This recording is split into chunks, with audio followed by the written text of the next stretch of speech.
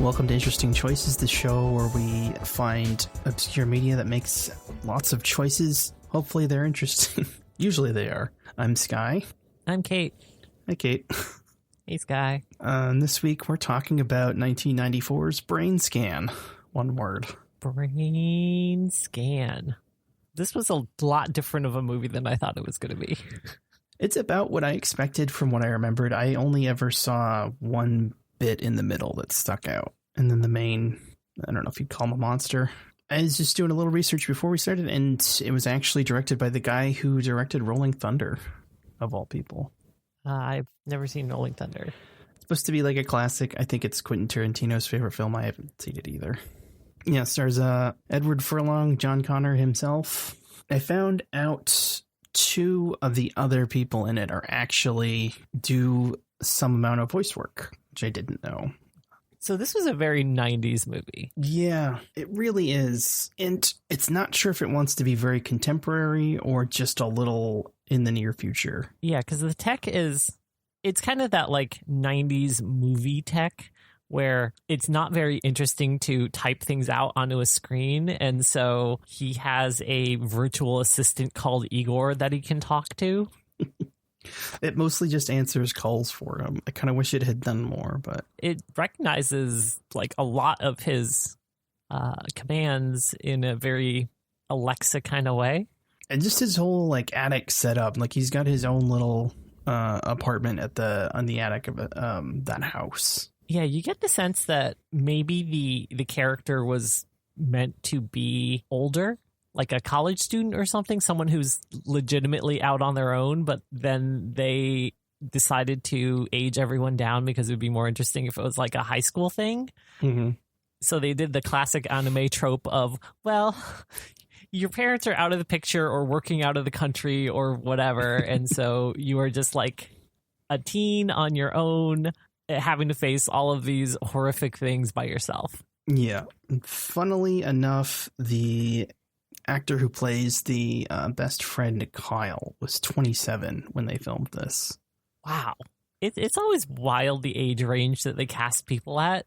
Yeah. Before I knew that, I honestly would have said he might have been younger than Eddie Furlong. But we start out some pretty intense imagery. As a kid on an operating table, flashing to what looks to be an accident and a grown-up Eddie. And we sort of get the picture that he was in an accident as a kid. It's heavily implied that it killed his mom. They never directly say that. The most they speak on it is someone drops a line later that says the mom left. So we're not really sure. He's got a huge, gnarly scar on his knee from it that doesn't really play into the story as much as I thought it would. He limps in a few of the scenes, but that whole thing with his mom's horrible death and the crawling around in the rain with his leg all busted up and the gore on the operating table, none of that really is paid off in any significant way. It sets the mood kind of going in, but then it doesn't come back at all. Yeah, it never really factors into the plot other than the fact that it gives a convenient excuse for his parents to be out of the picture, even though they could have just done the same by saying like his parents were on vacation. Yeah. It's just supposed to one more thing on his emotional baggage, I guess. But as much as the movie tries to set him up as a sympathetic kind of character, he kind of proves himself to be a bit of a shitbag pretty quickly. Yeah, almost immediately. Like as soon as he wakes up, he gets a call from his apparently 27-year-old friend who's supposed to be a high schooler. It's like his high school friend who is telling him about this cool new game that is being advertised in Fango. They actually name check a lot of things in this in a very casual way. Yeah. And he goes on about it. I mean, it's kind of how it was then. Like you'd see an ad and that was how you got hyped up for new stuff because the internet wasn't a huge avenue for advertisement back then. Yeah. At this point in history, there really was no public internet. I think it was mostly just like universities and government installations that were on the internet. People were still using BBSs and I was just gonna say early CompuServe. Bulletin boards. Yeah, and another thing that you don't see a lot, ordering a game by phone. But, you know, it's It's billed as the most terrifying game you'll ever play. An experience like no other. The main character, Michael, he's kind of jaded. He's like, whatever, it's just another game. And his friend's like, no, you really got to get into this. Like, check it out. Like, just look. And he's going on and on and on about it. And Michael just like disconnects because he gets up and goes to the window and like looks out the window and sees his neighbor across the street, who is a young woman. I guess she's supposed to be his age. And I know that like young girls tend to age faster than like physically age faster than their contemporary male peers. But she looks like she's in her early 20s and he's a child. And so it looks real weird. Yeah, it doesn't help that he's like particularly baby faced. And he just creeping on her right away. Yeah, and she's undressing. She's like in her bra, just like in front of the mirror. And he's just staring at her. And then he pulls out a video camera so he can like tape her and then like zoom in closer. And I posted to Twitter. I remember that. I was watching this movie and everyone thought I was talking about American Beauty because apparently in the 90s, just like creepy stalker video camera teen boys was just the thing. Yeah, the movie's very much trying to make this seem like it's quirky and cute and awkward of him. And it's like, no, this is bad. Yeah, there's like a brief period in the sequence where the girl, you get the sense that she like understands what's happening and is like okay with it.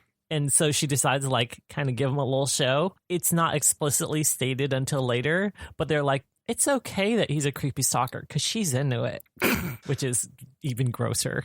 Yeah. I mean, it's fine if like they're together and that's like a consent thing. And it's just a thing they do as a couple, but it's like, this is just real creepy. Like he even does the thing where he calls her up and hangs up right before she picks up the phone. It's really weird. And I don't know if she's dating someone else or if she's like potentially dating someone else. They kind of imply that she might be like with this guy named Taylor or something.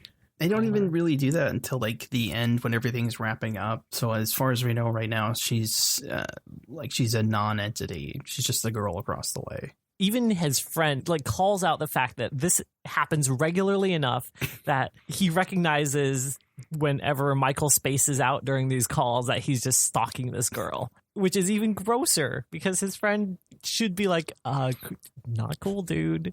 But hey, it's the 90s. So even more than that, like we don't see him set the camera up. He just goes out of frame of the window and then comes back with the camera on the tripod. So it's sitting there waiting, ready to go. This is just a regular thing that he does.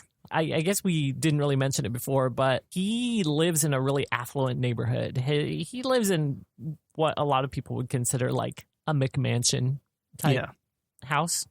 But at least 2 stories, probably 3. Yeah, it's a pretty well-off neighborhood. It looks like upper middle class at the very least. Mm-hmm. But the lower part of his house is just a regular house. But he lives in the attic up these like ladder stair things, and he has this whole almost the whole top floor. Yeah, it's just like this teen dungeon that he set up where he has his own like mini fridge and like part of it's, you know, his computer area and a bed and it's elaborate.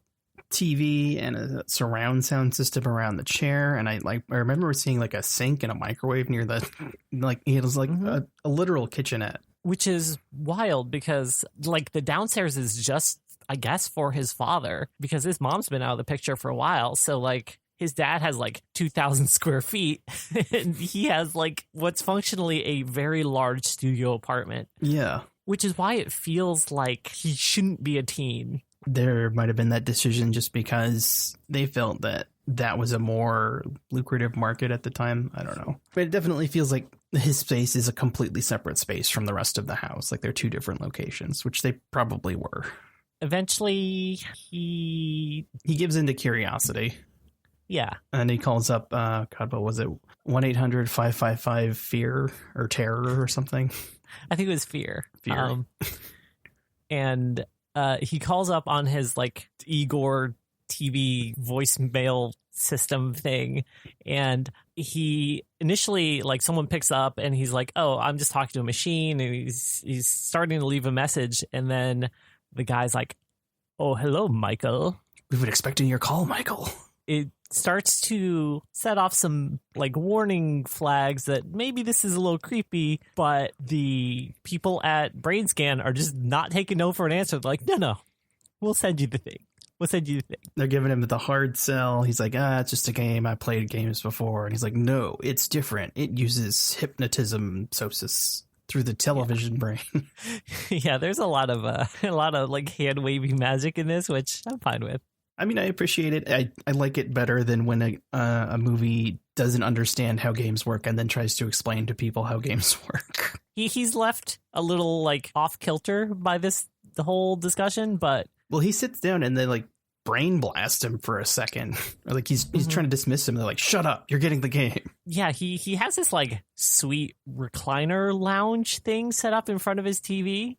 It's almost a sort of like proto gamer space. Yeah, he's even got the two rear speakers of the surround set up right next to the back of the chair for maximum immersion, I guess. Cut to the next day. Yeah, at school, and they're watching a movie, which is kind of cool. I don't know the movie within a movie. The characters call it Die, Die, Die Part 2, which I'm pretty sure isn't real. Kyle and John Connor and... I think it was just like a bunch of misfits.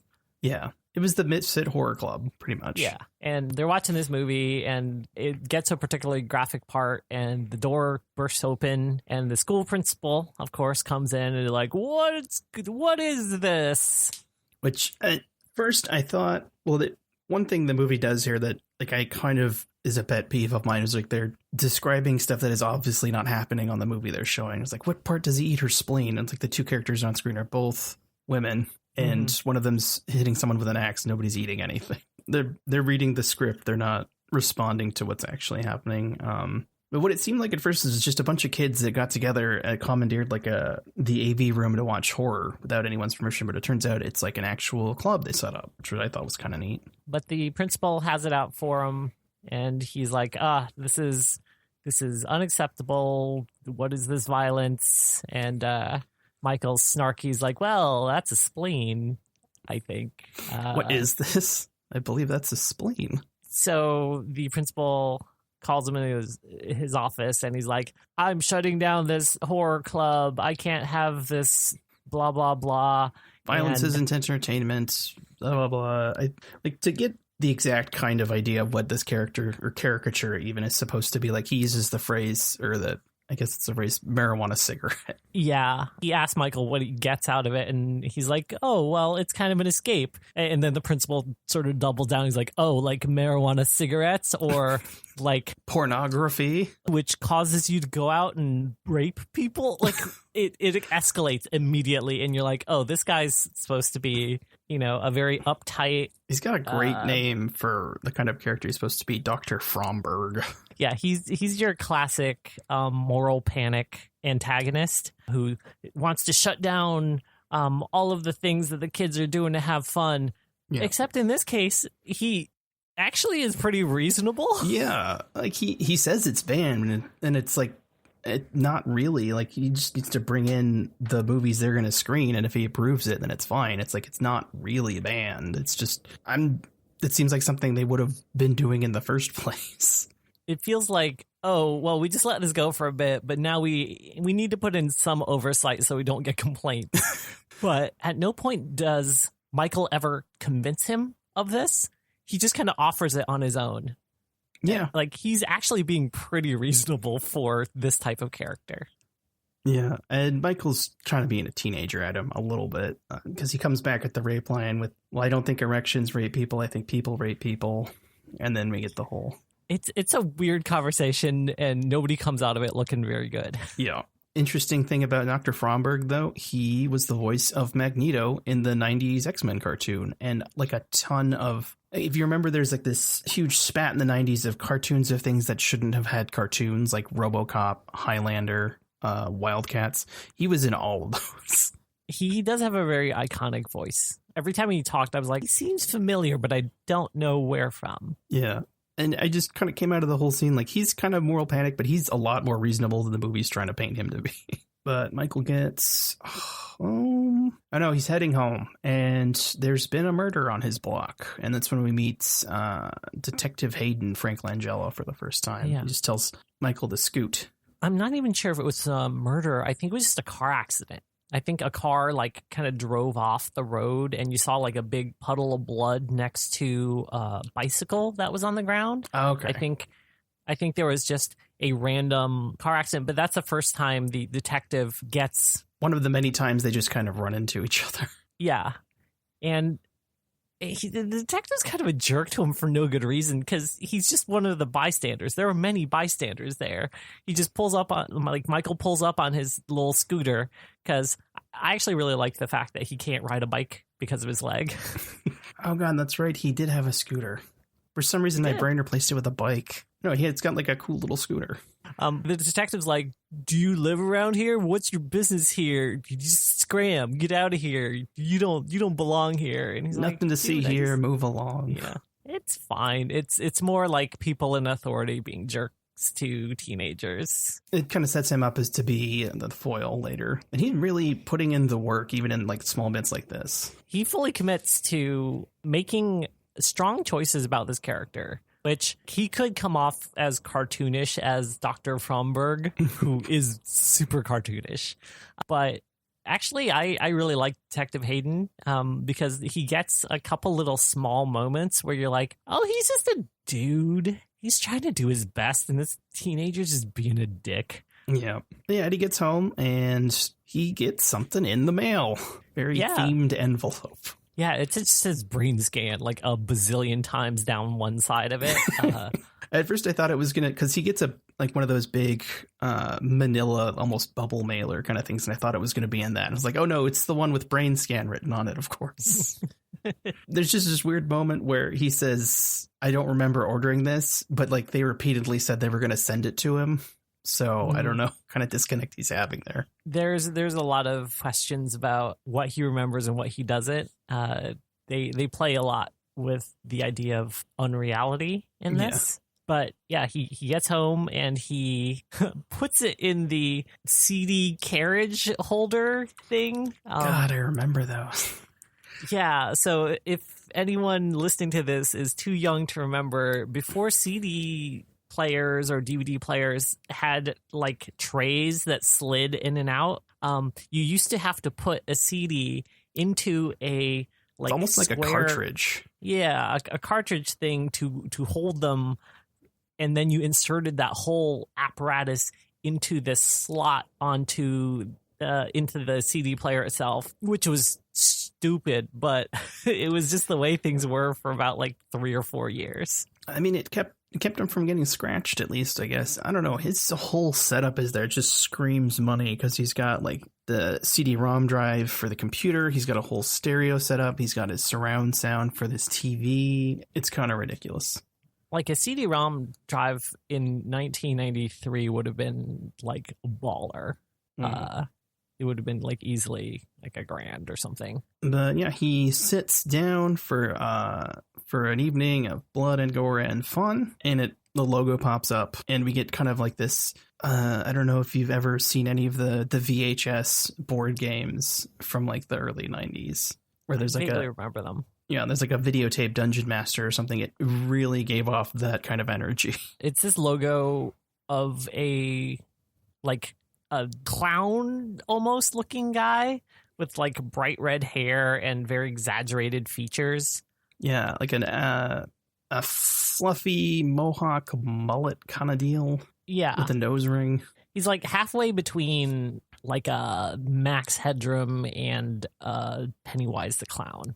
Yeah. But he goes through the whole spiel. The game interfaces with his brain using flashes on the television screen. He takes the role of a murderer, and he has to kill someone within the amount of a lot of time, or things will end badly. Never know what that is. Michael's skeptical, but he's like, sure, I'll play this game. And I'll play your game. It's weird because it's supposed to be a game of fear and horror, but it immediately launches him into this sort of like power fantasy of like, I'm gonna go and murder a man's. Mm-hmm. Which he does. Yeah, basically he sits down in the chair and then there's like a cutaway to a sort of first person perspective. Yeah. Of someone wearing black gloves with a knife stalking through. Well, he doesn't start out with the knife is the funny thing. Oh, okay. Yeah. He goes through, there's a voice in his head. It's like, the gate. It's sort of giving him hints. And he gets to the kitchen and he looks up at one of those, it's the hanging implements over the island, with pots and pans and whatever. And when I saw that, the voice says, quick, choose one. And like, I didn't see the knife. There was a hanging knife. I saw like the barbecue grill clackers. And I was like, is he going to pick those? Is he going to kill a man with those?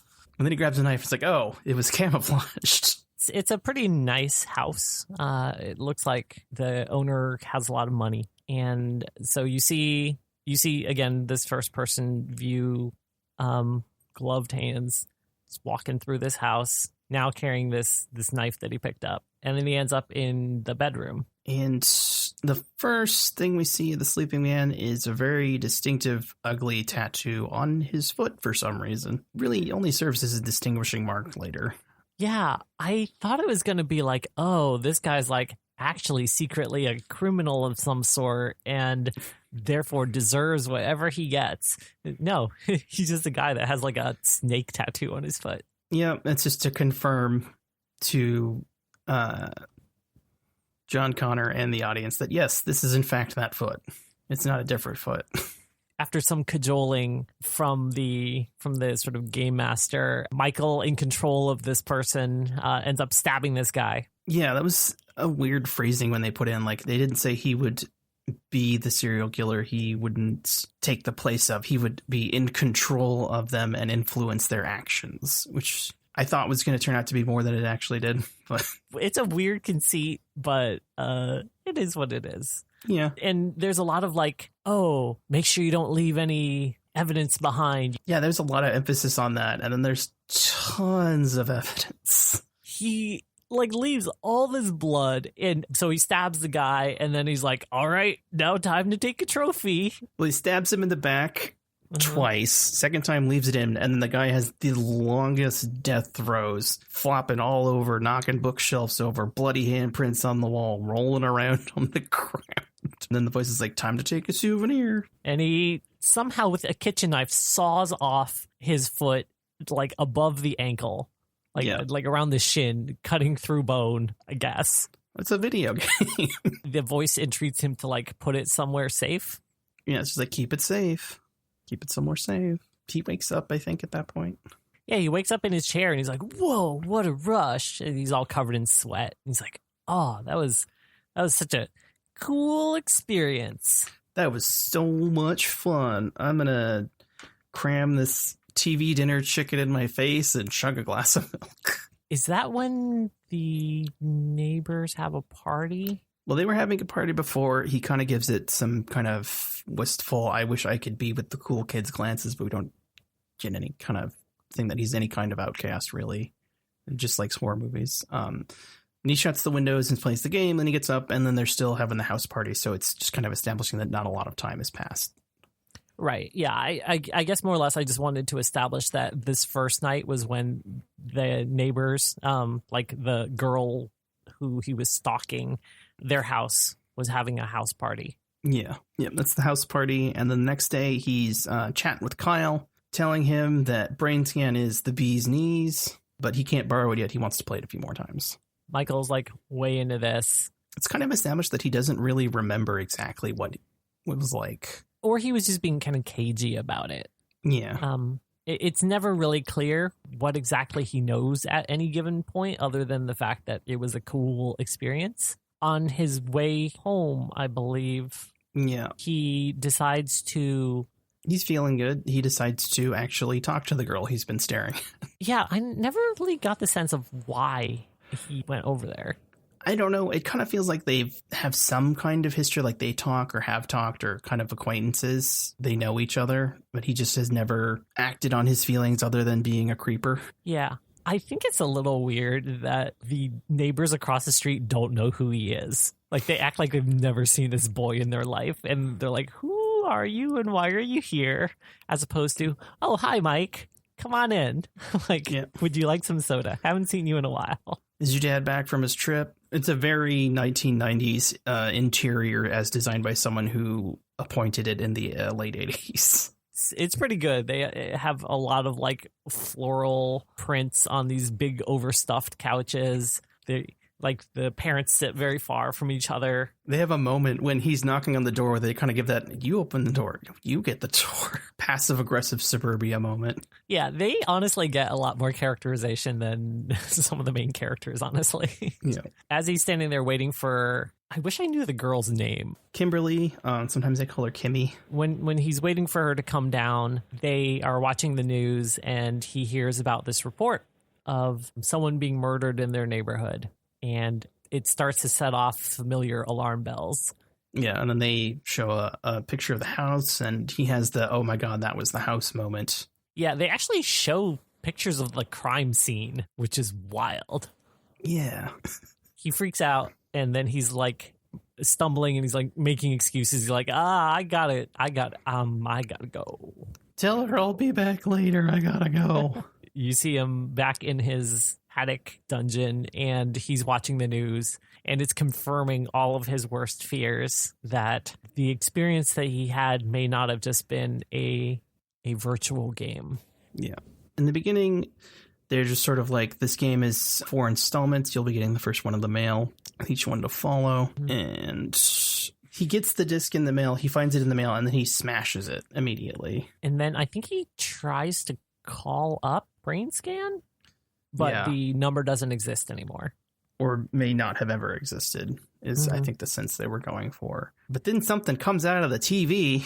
In a very weirdly unexpected moment, the like hand-drawn character on the logo, that like Pennywise clown man, pushes out of the TV screen. Becomes a glowing orb, turns into organs, and then grows a body. It's kind of a cool effect for the time period. Yeah. I did not expect this movie to have a charismatic evil mascot character. Yeah, he kind of comes out of nowhere and then just steals every second of film he's in. He's clearly the like Freddy Krueger of this world, right? He's omnipotent. He's constantly mocking the teenager, in full control of this reality that he's setting up, but just wants Michael to continue playing the game. Yeah, play the game, Michael.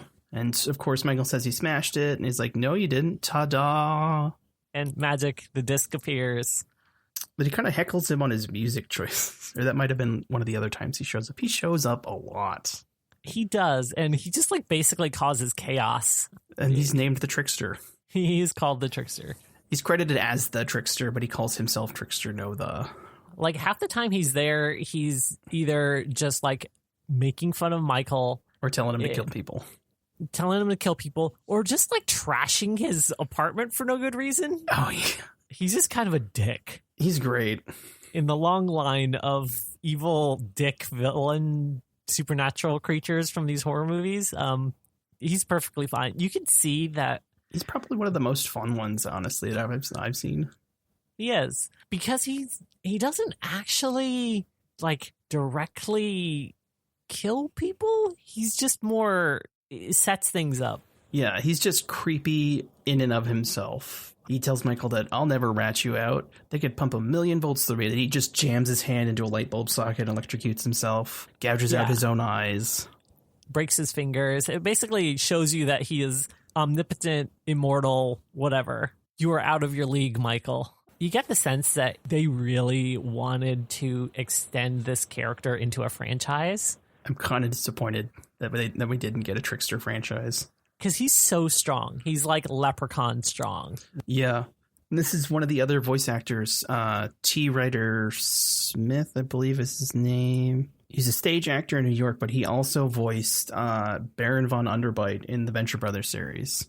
Oh, okay. Yeah, T. Ryder Smith. In some like really unsettling facial prosthetics.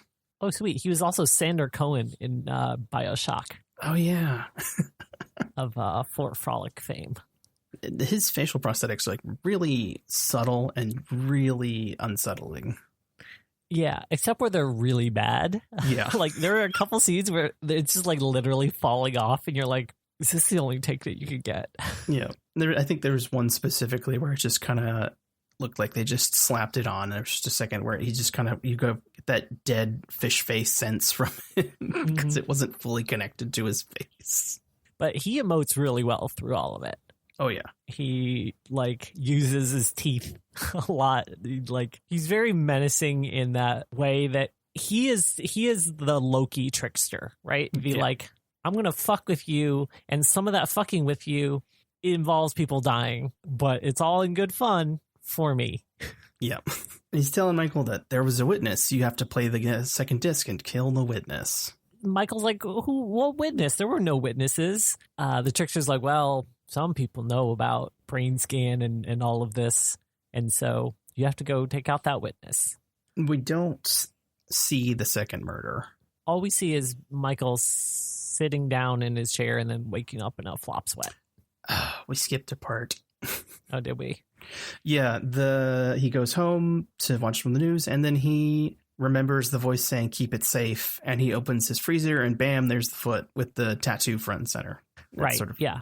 So it confirms that this is all real, and that he... Is this the point where he, like, tries to go hide the evidence? Yeah, I think so. Where he tries to go bury it in the woods, and then a dog steals the foot. Yeah. This is like a really cute, like, German Shepherd just runs off with the foot. There's like a goofy chase. And then he ends up like getting the foot back and hiding under a bush while the German Shepherd's like pawing at it. And the owner comes by and you think, oh no, he's going to get caught, but he doesn't. There was a weird kind of tension there because like what was going to happen? He was just going to see that there was some kid in the bush unless he notices the foot. And what's Eddie going to do to this random jogger? Or Michael. His name's Michael Brower. I keep switching because they're both very boring white people names. All right. But nothing really happens. Yeah. We don't see the second murder. He just pops back in, or he sets up a video camera. And he says, my name's Michael Brower. I'm 15 years old and I'm scared out of my mind. If this turns out to be real, this is my confession, I guess. Yeah. And he sets up the camera and plays the game and remembers that he put the foot in the fridge the first time. And he goes to see what's there now, and it's Kyle's necklace. They never actually set it up to be Kyle's necklace until, like... They kind of post-set it up, like, yes, that's my necklace. Yeah, they confirm it, but, like, he knows that it's Kyle's necklace, but the audience doesn't. He's just like, oh my God, there's this thing in my fridge, and it's covered in blood, and I am shaken to the core, but the audience doesn't know why. Just before this, they'd had a falling out because Kyle's like, isn't it cool we got a real life murder in our neighborhood? And Michael is understandably upset because he may in fact probably be the murderer. This was at Michael's front door. As he's burning the rest of the evidence in the fireplace. Yeah, his clothes are covered in dirt and blood from hauling this foot around. Yeah. And he burned all of his clothes in the fireplace, as you do. And he shows up at the door, and his friend's there, and he's like, oh, you missed school. You okay? And he's like, I have mono. And the first thing the friend does is like, can I come in? Could I just like push right past you? And he's like, but mono. But yeah, that's when he like tells his friend off because he's like pushing his boundaries way too far. Yeah. And he's just like, man, just leave me alone. They scream at each other and like you think it's over and then there's like a bang on his door and he opens the door and his friend's there and he just flicks him off because that's the kind of relationship they have. Yeah. But then after the game, you realize that it is his friend's necklace. He says it out loud to the camera. And I think he watches the tape back at this point. He calls Kyle and frantically leaves or, is screaming into the phone. The detective's already there and picks up. Yeah, the detective picks up but doesn't identify himself. And Michael thinks it's just Kyle, and he's just like screaming at Kyle, hoping that none of this is real. Yeah, and there's a brief hope for a second, but I mean, that's kind of dashed immediately when the detective comes onto screen. And he's like, who is this? Who are you? Yeah, and then he immediately hangs up. Which sets him to go check out the tape and find out that, as soon as the thing started, he got up out of the chair and left the room. Yeah, you do realize that it was not virtual after all. It was just hypnosis, and he has been fuging out and going and committing murders. Mm-hmm. And the trickster shows up again. I think that's where the trickster just comes in and starts eating all of his food. Yeah, he shows up. There's a knock at the door, and he says, don't get that. Don't answer that. If you want to get through this, don't answer that. And Kyle goes and answers the door, and it's the detective. And they kind of have a moment where the detective's having his I don't know it's you, but I know it's you conversation with Michael. Yeah, it's the detective and his partner come in, and his partner notices the ashes in the fireplace. Yeah. Michael feels like he's being cornered, but the detectives don't have any firm proof yet. And as they're leaving, like, weirdly, it is my favorite piece of characterization of the main detective, where he's just like standing on the driver's side of the car. We forgot one of the moments they meet up again is after he's at Kimmy's place, he immediately runs over to the crime scene where he cut the guy's foot off and just walks past the police tape. Oh, yeah. Which is how the detective starts suspecting him in the first place. Yeah, he makes all sorts of like really terrible blunders because he doesn't know that he's a serial killer yet. Yeah. But yeah, they duck out and they have the conversation. You know, it's summer. There was ashes in the fireplace. You know, they know something's up. And then, you know, there's this cute character moment where Frank Langella decides he's going to drive the car because he's tired of his partner going 5 miles per hour. Yeah, it's small, but again, it gives that character a lot more life than literally any of the other characters. Yeah, we get back to the room. We get a nice tracking shot of a trail of destruction. There's food all over the floor, a pile of Jell-O, some cracked eggs, and Trickster's just on his bed eating a raw chicken. Like a whole raw chicken. Yeah. Which leaves me to question, was Michael just keeping a whole raw chicken in his like little mini fridge upstairs? Yeah, like some of it I get, like, you know, Jell-O, maybe eggs, whip something up in the microwave. You know, there was bananas on a plate. But yeah, the chicken presents a problem. Where was he going to cook that? He's the trickster. He can do whatever he wants. He can materialize a chicken if he so desires. Yeah, but he puts the chicken down. He doesn't finish it. Like, he kind of gnaws at it and puts it down and then turns his attention to a plate of like bananas and salsa covered in mustard. Yeah, it's actually really gross. Yeah, that was pretty like, oh. But he actually eats one, which is like really got me going. Uh-huh. It's like, I really hope they did that in one take. Trickster is like, they're going to get you. They're on to you. They could get you now, or, you know, they're all they need is the evidence. And they could get that evidence in a day, an hour, or just like right now. So you need to go and clear up the evidence that you were there. And Michael doesn't know what evidence he's talking about. The police are organizing a manhunt, and Detective Hayden's doing like a real good job of telling everybody, this is a search. Anybody who has a gun will have it confiscated and be arrested. Don't have your guns out. We're not here to shoot people. Everyone has guns. Everyone has guns. Like, they immediately just all go and grab their rifles. And they're just walking around with rifles. Michael's out there trying to get rid of the remaining evidence. I guess this was part 3? Like disc 3? That the trickster materialized out of Michael's blood. Yeah, he cuts the back of Michael's hand with his fingernail claws and then makes him bleed like a quart of blood, which turns into a CD. It launches into the, like, get rid of the evidence. And Michael's like, I'm just getting rid of evidence, right? Like, I'm not going to kill anybody. Nobody's going to die. I'm just going to just going to get rid of this evidence that will link me to Kyle's murder. And the trickster's like, sure, yep, just go. Just do the do. Just have fun. And so that's when he launches out into the world, and you see him. He's like, what evidence? And then the trickster's like, oh, your footprints. And he's like, oh, no, I have a limp. Oh, people will recognize my footprints from my limp. As Michael is outside of Kyle's house in the garden, like sweeping up his footprints from before, the detective's partner is inside Kyle's room searching late at night for some reason. Yeah. And he gets a call from the trickster that someone nefarious is out in the yard, and he should definitely go check that out. He looks out the window, sees Michael out there. Michael realizes that he's been spotted, starts like limping away slowly. And makes it to some sort of construction site.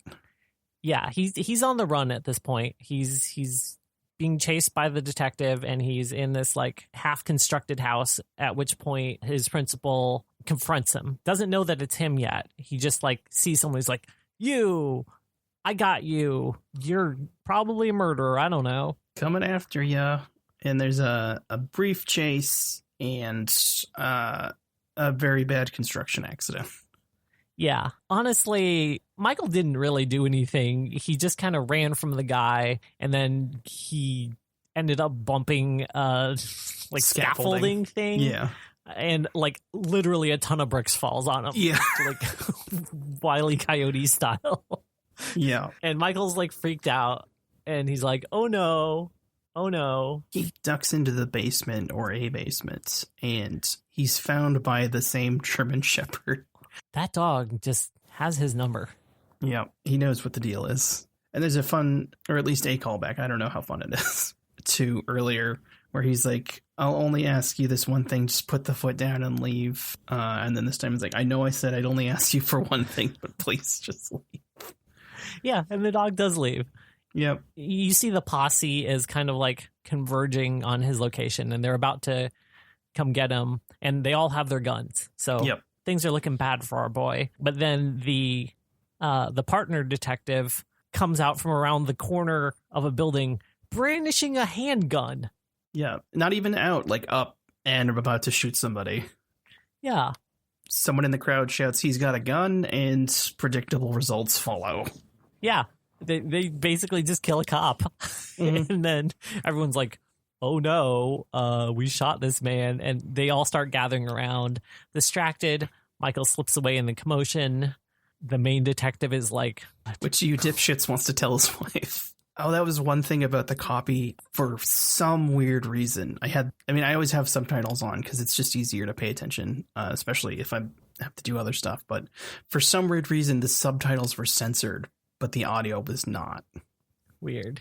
Yeah. So Michael gets home, and the trickster is like, oh, okay, you're not done yet. There's still one more witness. And Michael's like, no, there are no more witnesses. Like, no, just no. And he's like, yeah, there is. And you know who she is.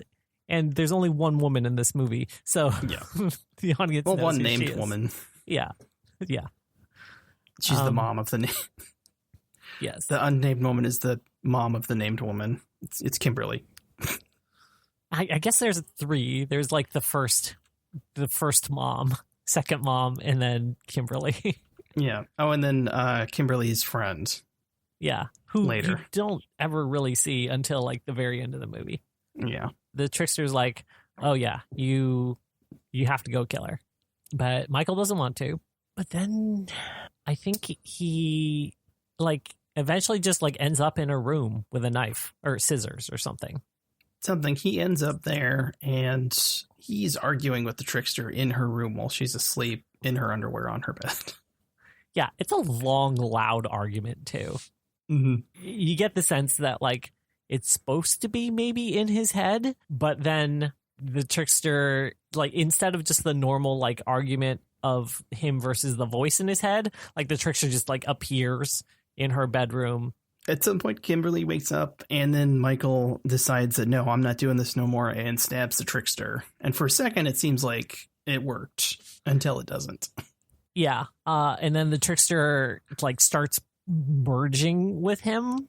Yeah, they kind of go the thing a little bit and merge, and then the trickster pulls out and then just starts sort of normal eating him.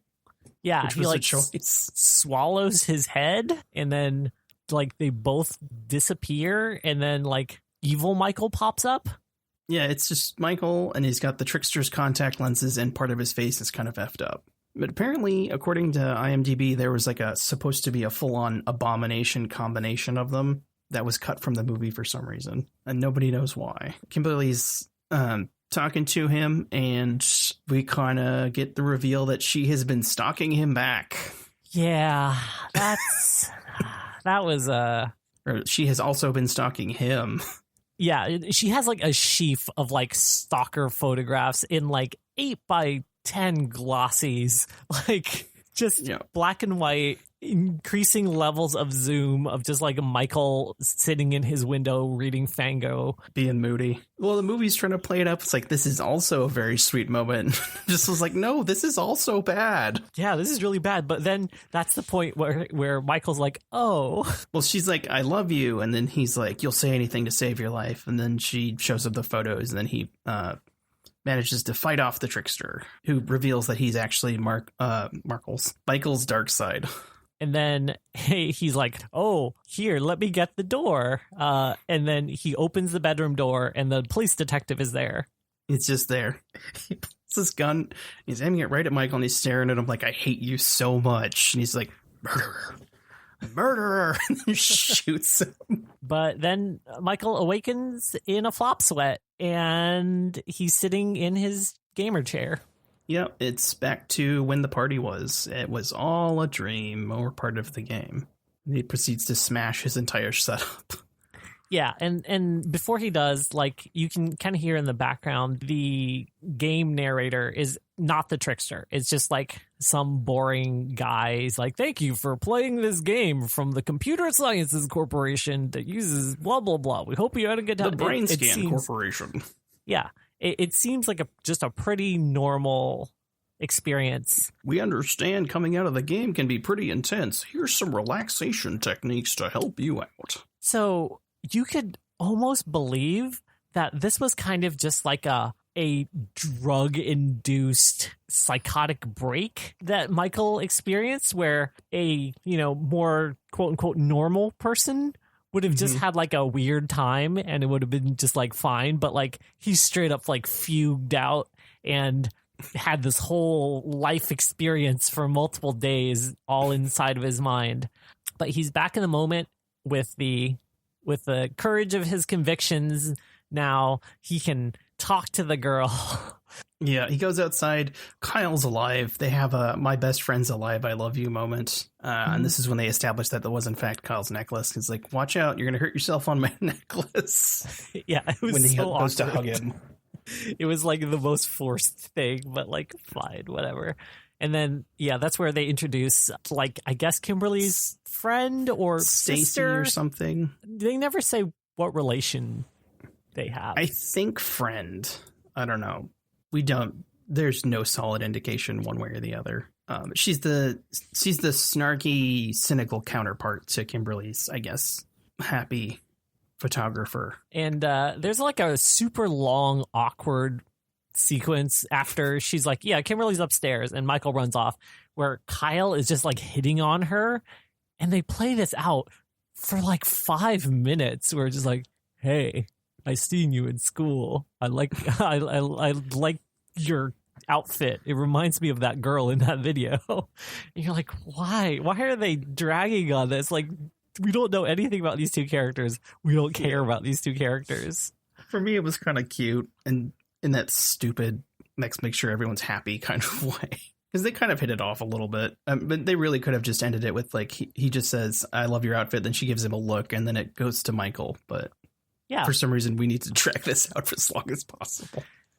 This movie felt like it was probably 20 minutes longer than it had to be. Like, they could have just ended it way earlier, but then they had to go through this entire sequence where he's like running through the house looking for her, and we got three separate endings, like three separate possible points where I could have ended it. Like the part where he gets up and he sees the party still going, he smashes his stuff, could have got to credits. The part where after he talks to Kimberly, could have got to credits. And then the third part that's coming up. He goes up to her room, or I guess upstairs, where she's like outside of the bathroom. Yeah. And he asks her out.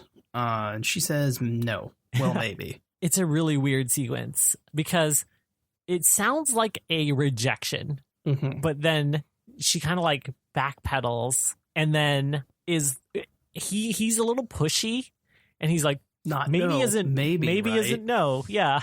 And she's like, well, but then she like just goes and kisses him. Yeah. It was such a weird little interaction because it kind of felt like she wanted to say yes. I don't know why that kind of went the way it did, but they have that kiss and then he roots through her stuff and sees that she has in fact been taking pictures of him in real life. And I think that was supposed to be cute, maybe. That's the way the movie's playing it. It's not, but... And that's, again, where it could have ended. But then the third ending is the next day at school where Michael comes into the principal's office, who isn't dead because none of that happened. Yeah. And he's like, I want to show this game off at the horror club. I need you to check it out. And it's Brainscan. He gives him Brainscan and he... Like, I'm sure I'll love it. Sarcasm. And then the trickster appears behind the principal, and Michael's like, yep. Yeah, he just kind of gives him a wink, like, I'm going to put this guy through the ringer. It's a weird ending. It's almost kind of friendly or jovial compared to how he was acting towards Michael for the earlier part of the movie, and it really kind of undercuts everything else they established. Yeah, and it sets Michael up as kind of a sinister character because he's like, oh, I'm going to force upon you this horrifying experience, which I'm still not entirely sure Michael fully realizes wasn't real because the trickster's there. It's almost this like Ringu type ending where he's like, I have to pass on this horrible trauma that I got. Well, it's like, it's not even that he feels like he has to. It's just like, I'm going to be a dick to someone, like objectively and maliciously. Yeah, which kind of, again, undercuts that like last sequence where, you know, he learned a thing about overcoming his fear and becoming like brave enough to talk to the girl. It's like, oh no, he overcame his fear and is now a dick. And then we cut to credits and we barely get into the credits before we have an after credit scene that makes no sense. I think I stopped watching the movie at that point, so you will have to tell me what it is. So we get like 5, maybe 2. It's really short moment of credits. And then the trickster's like, aren't we forgetting something? And then the screen shatters inward and the dog's carrying the foot across a basketball court, which doesn't make sense because none of it happened. So why dog foot? I think it just sets up Michael as just having completely broken with reality and living in this like weird world where both reality and his fantasies are true at the same time. Yeah, this is definitely a movie that could have been a little shorter. There's like a huge sequence where Kimmy goes to comfort him and shows him the school paper where it was reported that Kyle died. And then he gets upset because in the article she says that Kyle was her best friend. And then she goes to his house to try to talk to him, and he's being moody and not responding to her. And it's this big sequence that really didn't need to be there. I think they wanted to set up some tension between her and him so that he would have slightly more reason to kill her. But it didn't work very well, and it never really pays off. Well, it just feels really weird because, like, it's such a high school reason for someone to think that's why someone would want to kill someone else. Like, someone who doesn't remember high school really well is like, he'd want to kill her because she said Kyle was her best friend. Yeah. And that might have been true. Yeah. Maybe she just doesn't have any, like, proper friends. And everyone has Kyle as their best friend because, like, he's just that guy. Yeah, he's kind of seems like it. He's definitely a fun dude whenever he's on screen. One thing for sure, though, this movie had some great music. There was Mudhoney, White Zombie, Dandelion. That was a great moment the trickster's in Michael's room. He's heckling his music collection, and he pulls a CD out of his jacket and is like, I'd never leave home without it. And he puts it in, and it's Primus. It's like he just climbs up on top of the shelf, on top of where the CD player is for Michael's set up, and puts Primus into his system. Yeah, he stands on his CD-ROM, which I was like, ooh. But I was suitably impressed that 90s era like peripherals were made out of solid metal.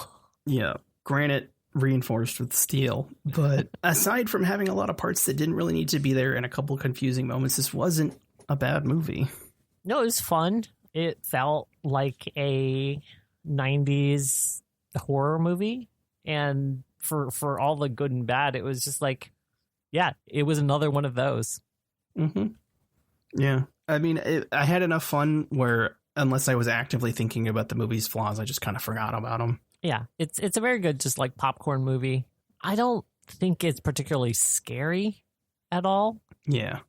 It kind of uses the horror as a framing mechanism for everything else, but is more just like there's a couple of intense moments. I think if you aren't expecting them, they might hit a little harder. But it is in the vein of like fun horror movies. Mm-hmm. Yeah, it could almost be a horror comedy. It's the like Child's Play, Leprechaun sort of vein of like charismatic, villainous monster characters just fucking around with the main protagonist. Shows up on screen, chews the scenery, and a handful of mustard-covered bananas. So if you want to see this, I saw it on Prime Video. I'm sure it's on other video-on-demand services. I happened to get it on Blu-ray. I think it was about $12. It came in a 2-pack with something called Mind Warp, which, funnily enough, was produced by Fangoria. I do miss the era where Fangoria was like a huge cultural presence. I mean, it's back. Maybe it'll get there again. Who knows? I mean, magazines don't exist anymore, really. Yeah, I don't think magazines are really coming back in the way they used to be. But yeah, Brainscan, fun film. You can see baby John Connor and some other people. Yeah, if you want to see what Magneto would be like if he was the school principal. This was after T2. This was after T2. T2 was Edward Furlong's big break, and I think this was his second movie. No, this was like his 5th. Oh, yeah. Yeah, no. His second movie was Pet Sematary 2. So somehow he dodged that bullet and went on to make this. So check out this film if you enjoy cheesy 90s horror. It's definitely a lot of fun. I'd for sure recommend it if you can find it. Kate, where can people find you on the internet? You can find me on Twitter and other places as Army of Meat. You can also listen to my other film podcast, Leaving Spaghetti, wherever podcasts are found, wherever you found this podcast. It's a slightly different take on films, so check out that. I guess I really like talking about movies. Where can people find you, Sky? You can find me on Twitter at @shard_corso, SHARD_CORSO. If you have any suggestions for the show, you can follow us on Twitter at Interesting Choice 6, INTRESTING CHOI 6. This is never not going to be funny for me. Also, we're now on Spreaker. You can find us by going to Spreaker.com/show/interesting choices, or just go to Spreaker and search Interesting Choices. So, until next time. Bye-bye.